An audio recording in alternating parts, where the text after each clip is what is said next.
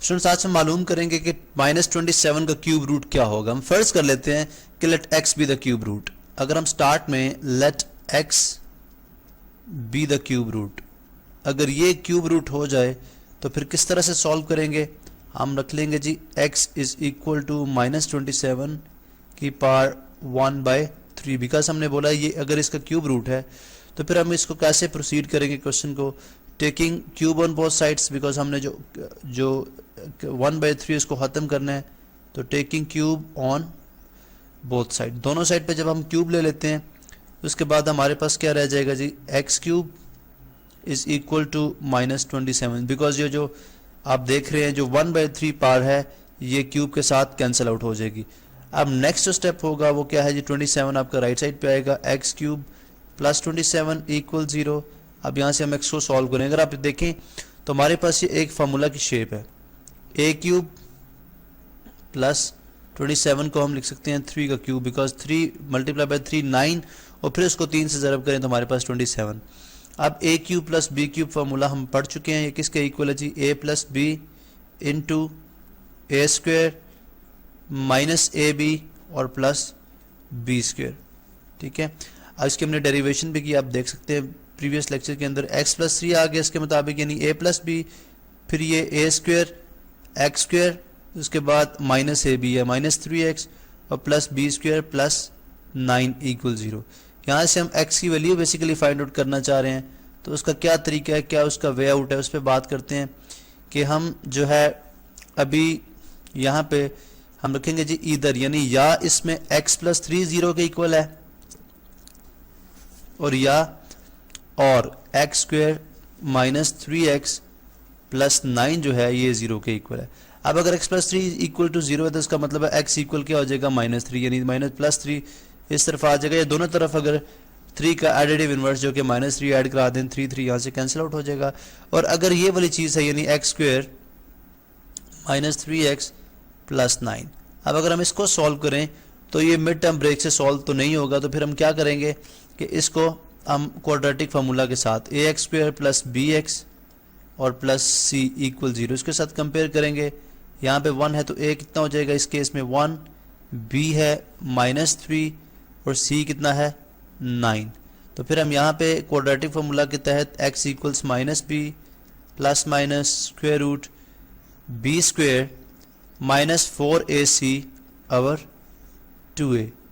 इसके तहत हम इसको सॉल्व कर लेंगे। -b क्या है यहाँ पे जी, -3 है तो आ जाएगा -3 plus minus b square, again -3 का स्क्वेयर और -4, a कितना है 1 है, c कितना है 9 डिवाइडेड बाय 2a। यहाँ से हम इसको थोड़ा सा और ड्रैग डाउन कर लेते हैं जी, डिवाइडेड बाय 2a, a भी आपको पता है कि 1 है तो यहाँ पे आ गया 2 इंटू 1। अगर हम इसको मज़ीद सॉल्व करें तो हमारे पास आ जाएगा माइनस इंटू माइनस ये +3 हो जाएगा, plus minus square root 9 minus 9 4 36 divided by 2a, तो 2 इंटू 1 2 हो जाएगा। अगर हम इसको फर्दर सिंप्लीफाई करते हैं तो हमारे पास ये किसके इक्वल आ जाएगा जी, या बल्कि ये इक्वल आ जाएगा किसके, 3 plus minus 9 minus 36 again -27 divided by 2। इसको मज़ीद सॉल्व करें तो 3 प्लस माइनस हम 27 को लिख सकते हैं -1 मल्टीप्लाई बाय 9 मल्टीप्लाई बाय 3। अब इस तरह से क्यों लिखा है, इसकी क्या रीज़न है, इसकी रीज़न सिंपल सी है, बिकॉज नेगेटिव नंबर्स का जो अंडर रूट है वो एग्जिस्ट नहीं करता, तो हम इसको कॉम्प्लेक्स नंबर में चेंज करने के लिए हमने जो माइनस वाला एलिमेंट था, बिकॉज -1 की जो वैल्यू है हम जानते हैं कि -1 इक्वल होता है किसके जी, आयोटा स्क्वेयर के, यानी कॉम्प्लेक्स नंबर का जो स्क्वेयर है वो -1 होता है, तो इसलिए हम -1 की जगह यहाँ पे आयोटा स्क्वेयर पुट कर देंगे। और बाकी 9 इंटू 3 इसलिए लिखा कि 9 एक परफेक्ट स्क्वेयर है, जब 9 का अंडर रूट लेंगे तो 3 आ जाएगा, लेकिन 3 का अंडर रूट पॉसिबल नहीं है, इसलिए 3 उसके जो है वो स्क्वेयर रूट के अंदर ही रहेगा। तो हमारे पास नेक्स्ट स्टेप क्या हो जाएगा जी, 3 प्लस माइनस ये आ जाएगा iota square 9 into 3 divided by 2 है। अब अगर आप जो सर्ड्स के प्रॉपर्टीज है, सर्ड्स की प्रॉपर्टीज हैं, उनके तहत अगर हम बात करें तो हमें बात समझ आती है कि 3 plus minus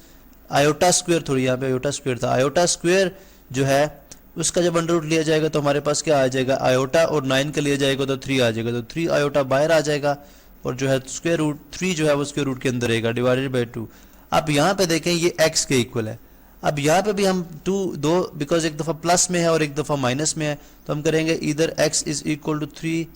plus 3 iota square root 2 by square root 3 by 2, और एक दफ़ा नेगेटिव में कर लें और x is equal to 3 minus 3 iota our square root 3 by 2। अब अगर नेक्स्ट हम इसको देखते हैं तो हमें ये बात समझ आती है कि यहाँ पे हमारे पास जो है जो ओमेगा की वैल्यू है, ठीक है, ओमेगा होता है जी -1। अगर लेट सपोज ओमेगा को हम ये कह लें -1 minus iota square root 3 by 2, अगर ये ओमेगा है तो फिर ओमेगा स्क्वायर किसके इक्वल हो जाएगा, ये भी हमने देखा था -1 plus iota square root 3 by 2। अब हम अगर इसके जो रूट्स हैं वो ओमेगा और ओमेगा स्क्वायर की फॉर्म में लिखना चाह रहे हैं तो फिर हम किस तरह से लिख सकते हैं। अगर आप यहाँ पे देखें तो ये 3 + 3 आयोटा है और ये 3 माइनस, हालांकि स्टार्ट में हमें -1 चाहिए, तो अगर हम यहाँ से यानी इस केस के अंदर अगर हम x इज इक्वल टू, यानी यहाँ पे मैं